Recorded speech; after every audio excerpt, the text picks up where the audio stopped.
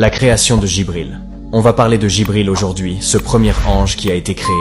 C'est aussi le premier être qui a reçu le roux, un esprit qu'Allah lui a insufflé. Allah l'a créé d'une création parfaite. Il a une version ange et une version humaine. Le prophète a décrit Jibril en tant qu'ange dans ses hadiths. Tout d'abord, il est absolument immense. D'ailleurs, Abdullah ibn Mas'ud, un érudit du Coran et compagnon du prophète, disait que le messager d'Allah a vu l'ange Jibril sous sa vraie apparence. Il avait 600 ailes dont chacune couvrait tout l'horizon. De chacune de ces ailes tombèrent des objets de diverses couleurs, dont des perles, des rubis d'une quantité dont seul Allah avait la connaissance. Il avait aussi une grande force, ce qui n'est pas étonnant. Le Coran est un dépôt de la plus haute importance pour Allah. Il fallait son meilleur élément pour le descendre vers Muhammad. Personne ne devait interférer sur le trajet entre Allah qui révèle le Coran et le cœur de Muhammad qui devait le recevoir. Il habitait directement sous le trône d'Allah.